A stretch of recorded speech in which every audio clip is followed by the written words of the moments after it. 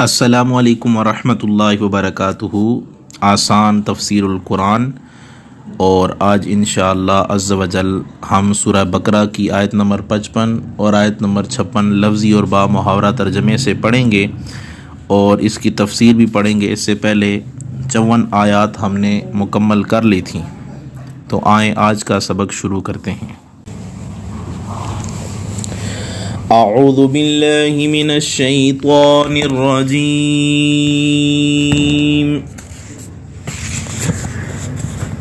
بسم اللہ الرحمن الرحیم۔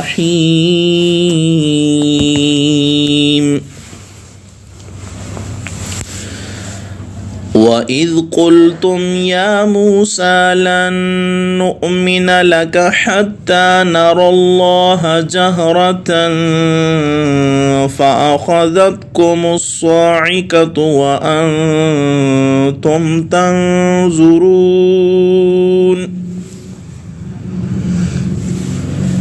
اور یاد کرو جب تم نے کہا اے موسیٰ علیہ السلام، ہم ہرگز ایمان نہیں لائیں گے تجھ پر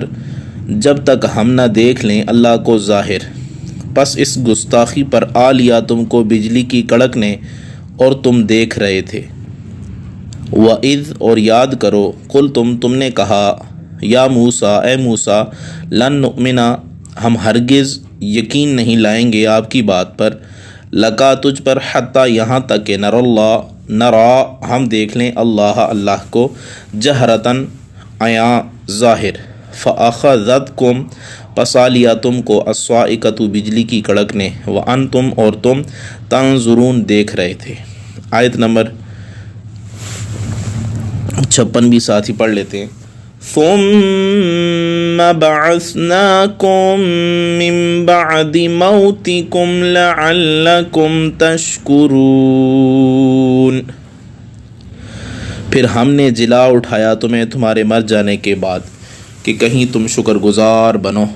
ثم پھر بعثناکم ہم نے زندہ اٹھایا تمہیں، ہم نے جلا اٹھایا تمہیں، من بعد موتکم تمہاری موت کے بعد، لعلکم کہ کہیں تم، تشکرون شکر گزار بنو۔ اب یہاں پہ ان دو آیات کا پچھلی آیت سے کیا تعلق ہے، سب سے پہلے یہ جانیں گے۔ یاد رکھیں اس آیت کا پچھلی آیتوں سے چند طرح سے تعلق ہے۔ ایک یہ کہ اس سے پہلے 5 نعمتیں بیان کی جا چکی جو کہ بنی اسرائیل پر کی گئیں، اب 6ٹھی نعمت کا ذکر ہو رہا ہے۔ اور دوسرا یہ کہ اس سے پہلے بنی اسرائیل کے شرک کرنے کا ذکر ہوا، اب مخالفت پیغمبر کا ذکر ہو رہا ہے کہ وہ ایک بار تو مشرک ہوئے اور دوسری بار موسیٰ علیہ السلام کے منکر بنے۔ تیسرا یہ کہ اس سے پہلے ان کے قتل کیے جانے کا ذکر ہوا، اب ان کے مارے جانے کا، یعنی جب انہوں نے بت پرستی کی تب تو 70,000 ذبح کرا دیے گئے، اور جب انہوں نے موسیٰ علیہ السلام کی مخالفت کی تو ان کو کڑک کی آواز سے ہلاک کر دیا گیا۔ مگر فرق یہ ہے کہ اس بار موسیٰ علیہ السلام کے یا اس بار موسیٰ علیہ السلام کے عرض کرنے پر دوبارہ ان کو زندگی دے دی گئی۔ چوتھا یہ کہ پہلے توبہ اور کفارے کے ذریعے گناہ معاف ہونے کا ذکر تھا، اب شفاعت کلیم اللہ کے ذریعے معافی کا تذکرہ ہے، تاکہ معلوم ہو کہ شفاعت وہاں کام آتی ہے جہاں سارے ذریعے ختم ہو جائیں، جہاں تدبیر ختم ہو وہاں تقدیر کام آتی ہے، اور جہاں تقدیر بگڑ جائے وہاں شفاعت کارگر ثابت ہوتی ہے کہ شفاعت سے بگڑی تقدیریں بن جاتی ہیں۔ اس لیے توبہ کی معافی کا ذکر پہلے اور شفاعت کی معافی کا ذکر بعد میں ہوا ہے۔ اب اس آیت کی تفصیل جانیے کہ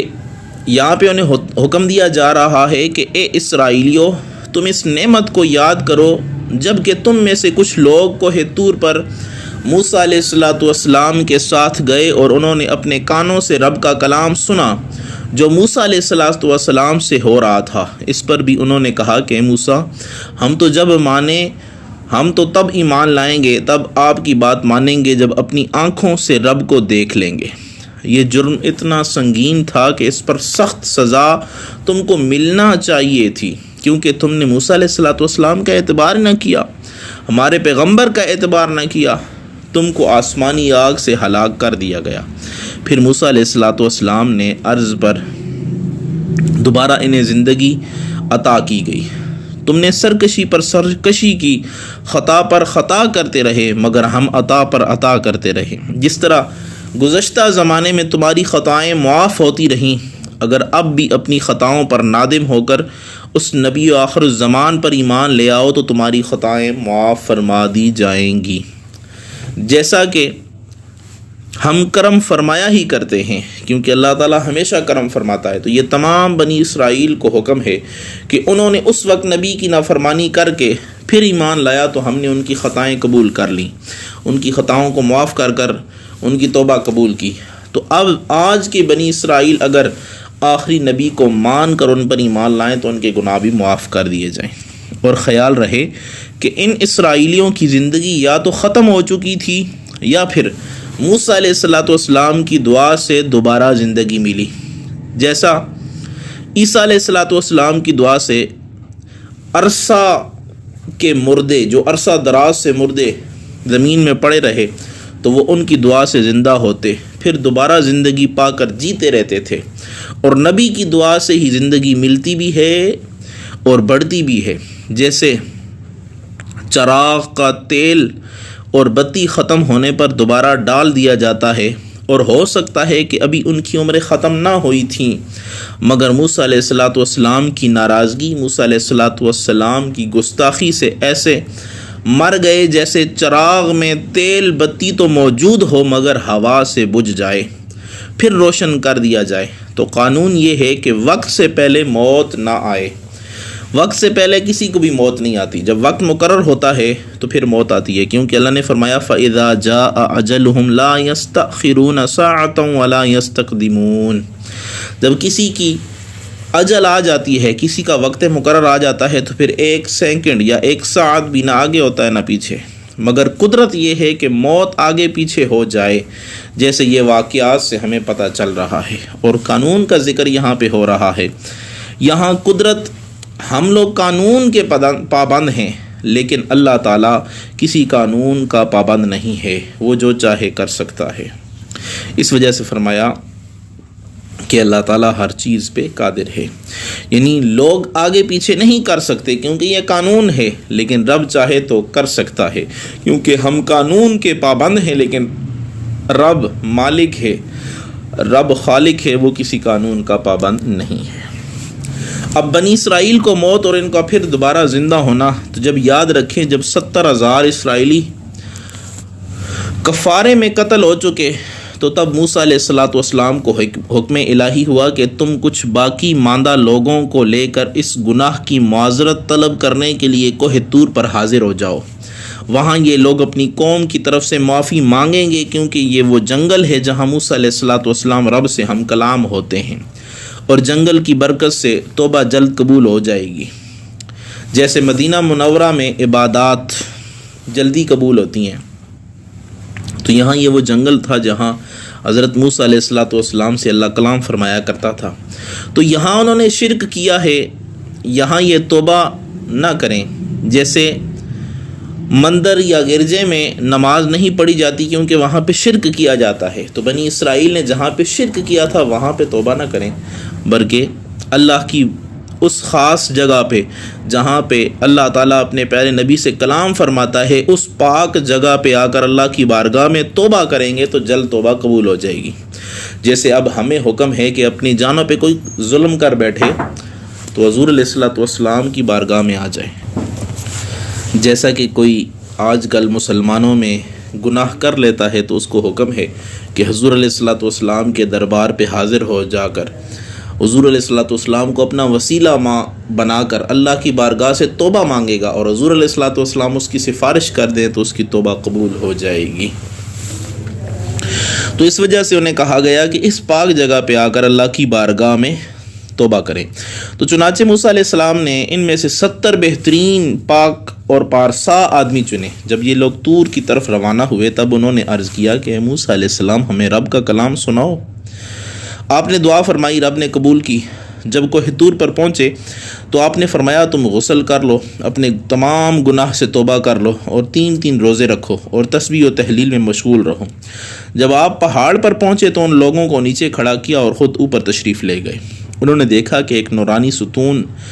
ابر سفید کے رنگ کا، یعنی سفید رنگ کے بادل سا ایک نمودار ہوا اور آہستہ آہستہ پھیلتا گیا، یہاں تک کہ سارے پہاڑ کو اس نے گھیر لیا اور موسیٰ علیہ السلام اس میں داخل ہو گئے۔ پھر انہوں نے کلام فرمایا اور یہ لوگ نیچے کھڑے ہوئے کلام الہی سن رہے تھے۔ انہوں نے عرض کیا کہ یہ تمام گفتگو صرف موسیٰ علیہ السلام سے ہو رہی ہے، ہم پر بھی کرم فرمایا جاوے اور کوئی ہم سے بھی بات کی جائے، ہم سے بھی خطاب فرمایا جائے۔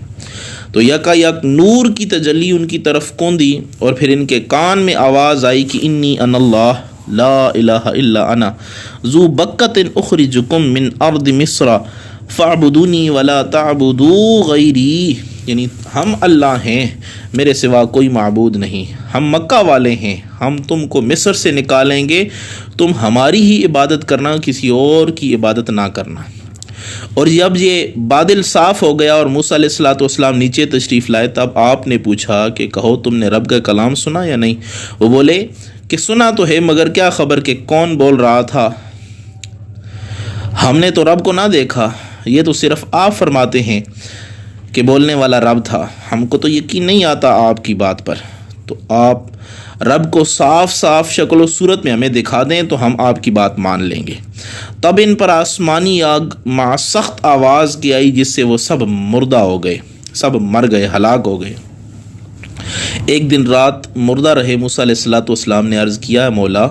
اب بنی اسرائیل کو کیا جواب دوں گا؟ وہ کہیں گے تم نے 70,000 آدمی کو یہاں قتل کروایا اور 70 آدمی باہر لے جا کر نامعلوم کس طرح انہیں ہلاک کر دیا۔ مولا میری بدنامی ہوگی، میں تو ان کو اپنا گواہ بنا کر لایا تھا، یہ کیا ہو گیا ہے؟ خدایا تو ہی انہیں زندہ فرما دے۔ تو حضرت موسیٰ علیہ السلام کی دعا سے یہ تمام لوگ ترتیب وار زندہ ہو گئے اور پھر موسیٰ علیہ السلام ان سب کو لے کر واپس تشریف لے آئے۔ اب یہاں پہ ان 2 آیات میں جو ہمیں فائدہ حاصل ہوتا ہے یا جو چند فوائد حاصل ہوتے ہیں وہ یہ کہ انبیاء کرام علیہ السلام کی ایسی شان ہے کہ ان کی بارگاہ میں بے ادبی کرنے سے عذاب الہی آتا ہے،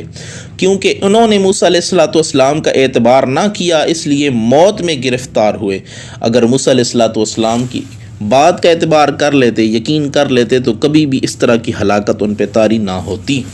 دوسرا، اللہ تعالیٰ اپنے مقبول بندوں کی دعا سے مردے زندہ فرماتا ہے۔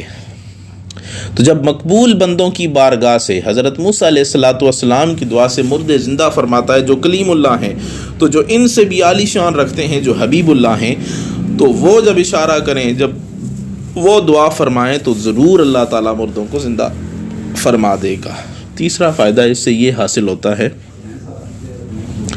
کہ رب تعالیٰ کو انبیاء کرام کی عزت و عظمت باقی رکھنا ہی منظور ہے، کہ صرف موسیٰ علیہ السلام کی عزت و عظمت برقرار رکھنے کے لیے یہ زندگی ان کو عطا ہوئی۔ چوتھا یہ کہ اگر موجودہ بنی اسرائیل حضور علیہ السلام کے معجزات دیکھ کر ایمان نہ لائیں تو تعجب نہ کرنا چاہیے، کیونکہ یہ تو رب کا کلام سن کر بھی ایمان نہ لائے تھے، کلام سن کر بھی نہ مانے تھے، تو اب اگر حضور علیہ السلام کی باتیں سن کر وہ ایمان نہ لائے تو اس پہ کوئی تعجب کی بات نہیں ہے۔ پانچواں یہ کہ اے نبی علیہ السلام آپ ان کی مخالفت پر رنجیدہ نہ ہوں، یہ تو مخالفت کرنے کے عادی ہو چکے ہیں۔ حضور علیہ السلام کی ڈھارس بنانے کے لیے، حضور علیہ السلام کو دلاسا دینے کے لیے اللہ نے فرمایا کہ یہ لوگ تو ضد اور ہٹ درمی سے ایسا کام کر رہے ہیں، آپ پریشان نہ ہونا، یہ تو موسیٰ علیہ السلام پر بھی ایمان نہ لائے تھے، رب کا کلام سن کر بھی ایمان نہ لائے تھے، اگر آپ کی بات سن کر یہ ایمان نہیں لاتے تو پریشان ہونے کی ضرورت نہیں ہے، ان کی عادت ایسی ہے۔ چھٹا فائدہ یہ ہے کہ متبرک مقامات پر عبادت یا دعا کرنی یا کرانی سنت انبیاء ہے کہ بنی اسرائیل کو کوہ طور پر بلا کر توبہ و معذرت کرائی گئی، اور جو لوگ بزرگوں کے قرب میں مساجد بناتے ہیں یا ان کے عبادت خانوں اعتکاف کی جگہ نمازیں یا دعائیں ادا کرتے ہیں، ان کی دلیل یہ آیہ کریمہ ہے۔ اور حضرت عبداللہ بن عمر مکہ معظمہ کے راستے میں ہر اس جگہ نفل پڑھتے تھے جہاں حضور علیہ الصلوۃ والسلام قیام فرمایا کرتے تھے۔ اور ایک بخاری شریف کی حدیث میں ملتا ہے کہ حضرت عبداللہ بن عمر ایک راستے میں مسجد تھی، اس میں نماز نہیں پڑھی بلکہ ایک جگہ تھی، وہاں چلے گئے نماز پڑھنے۔ لوگوں نے پوچھا تو بتایا کہ میں نے اس جگہ پہ نماز پڑھی ہے جہاں پہ حضور علیہ الصلوۃ والسلام کھڑے ہو کر نماز پڑھا کرتے تھے سفر میں۔ تو یہ بھی پتہ چلا جہاں پہ بزرگ عبادت کرتے ہوں وہ والی جگہ بڑی پاک اور متبرک ہوا کرتی ہے۔ 7واں فائدہ یہ ہے کہ نبی کا انکار کر کے کوئی عبادت یا دعا یا عشق الہی قبول نہیں۔ رب کے دیدار کی تمنا بے شک بہترین عبادت تھی، مگر چونکہ ان اسرائیلوں نے موسیٰ علیہ الصلوۃ والسلام کا انکار کرتے ہوئے یہ دعا طلب کی یا یہ تمنا کی کہ ہمیں رب کا دیدار ہو جائے، تو اس وجہ سے وہ عذاب الہی میں گرفتار ہوئے۔ 8واں فائدہ یہ ہوا، اس سے حاصل ہوا کہ نبی کی شفاعت وہاں کام آتی ہے جہاں کوئی حیلہ و تدبیر کام نہیں آتی۔ یہ اسرائیلی خود تو مر چکے تھے، اب ان کی معافی اور گئی ہوئی زندگی ملنا یہ حضرت موسیٰ علیہ الصلوۃ والسلام کی شفاعت سے ہوئی۔ اب یہاں پہ ایک اور چیز آپ کے سامنے میں بھی رکھ دوں کہ اس دنیا میں رہ کر کوئی شخص بحالت بیداری میں، جاگتی ہوئی حالت میں آنکھوں سے رب کو نہیں دیکھ سکتا۔ ہمارے نبی کریم رؤوف الرحیم صلی اللہ علیہ وسلم نے معراج کی رات رب کو دیکھا، مگر دوسری دنیا یعنی عالم امر میں پہنچ کر سارے مسلمان رب کا دیدار کریں گے، مگر آخرت میں، نہ کہ اس دنیا میں، کیونکہ ہمارے نبی کریم رؤوف الرحیم نے جب رب کا دیدار کیا وہ اس دنیا میں نہیں تھا، لامکاں پہ جا کے رب کا دیدار ہوا۔ تو جب سارے مسلمان جب رب کا دیدار کریں گے، جو حدیث سے ثابت ہے، صحابہ نے پوچھا یا رسول اللہ ہم رب کا دیدار کریں گے؟ حضور نے فرمایا کیا 14ویں کا چاند دیکھ رہے ہو؟ عرض کیا جی ہاں۔ فرمایا جس طرح تم 14ویں کا چاند دیکھ رہے ہو اسی طرح تم اپنے رب کو بھی دیکھو گے۔ سبحان اللہ۔ اب یہاں پہ ایک اور بات کہ دنیا میں رب کا دیدار خواب میں تو ممکن ہے، مگر ظاہری آنکھوں سے دیدار ممکن نہیں ہے۔ اور دنیا میں دیدار نہ ہونے کی چند حکمتیں علماء نے بیان کی ہیں۔ پہلی حکمت یہ ہے کہ اگر یہاں مسلمان رب کو دیکھ لیتے تو کفار کہہ سکتے تھے کہ ہم بھی دیکھ کر اس کی عبادت کریں گے، اور اگر کفار کو بھی دکھایا جاتا تو مسلمان کو ان پر کچھ فوقیت حاصل نہ رہتی۔ دوسری حکمت یہ ہے کہ رب کے نزدیک غائبانہ محبت قبول ہے، یہاں بغیر دیکھے ہی اس کی محبت جو ہے وہ اللہ کی بارگاہ میں قبول ہے، اور جو یہاں پہ اللہ کو بغیر دیکھے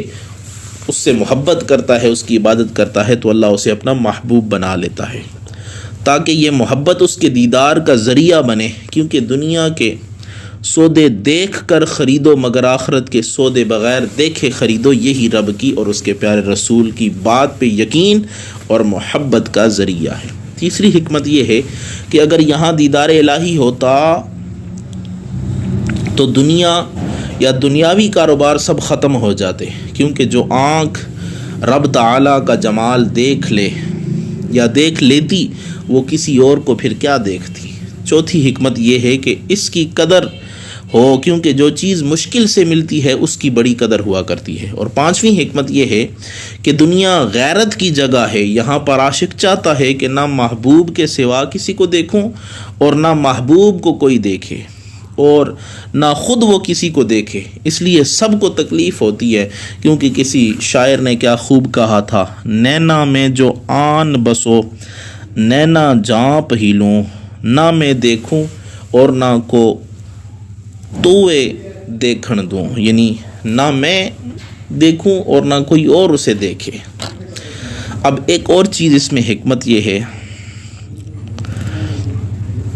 چھٹی حکمت یہ ہے کہ دنیاوی آنکھ اتنی کمزور ہے کہ سورج کے نور کی بھی تاب نہیں لاتی، تو خالق سورج کو یا خالق سورج کو، جو سورج کا خالق ہے، اس کو کیا دیکھ سکے گی۔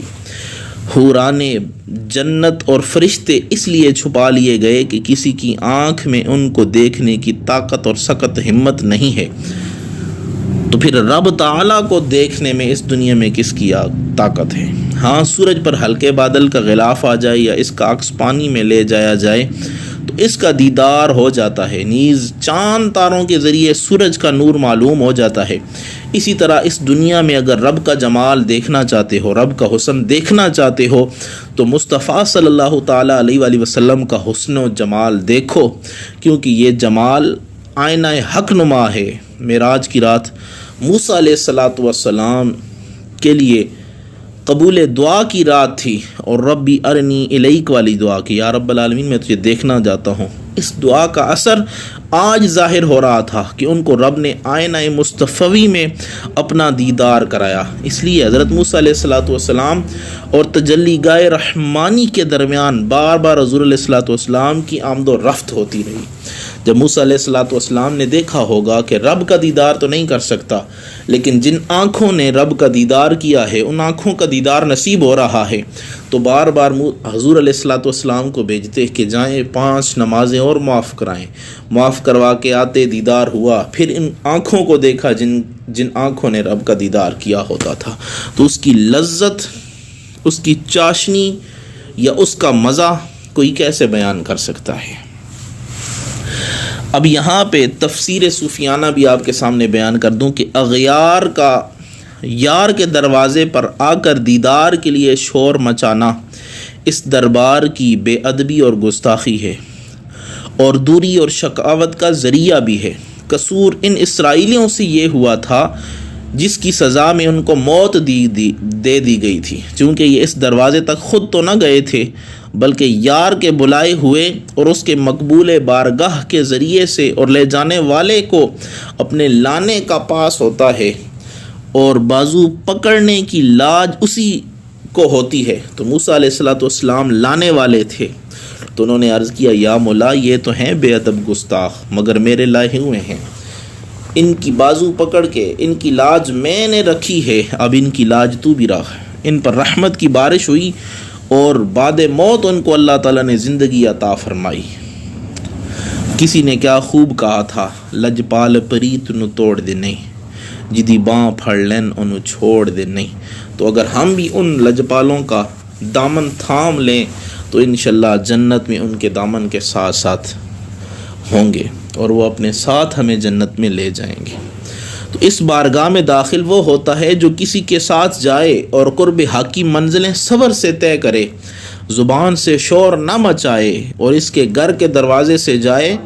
اور سوال و جواب میں ادب ملحوظ رکھے۔ اور بنی اسرائیل کو ایک ہی بار مار کر زندہ کیا گیا، لیکن طالب مولا، جو مولا کا طالب ہوتا ہے، اللہ کا طالب ہوتا ہے، ہر آن مرتا ہے اور زندہ ہوتا ہے۔ اور خیال رہے کہ عذاب دیکھ کر توبہ کرنا یا ایمان لانا یہ بیکار ہوتا ہے۔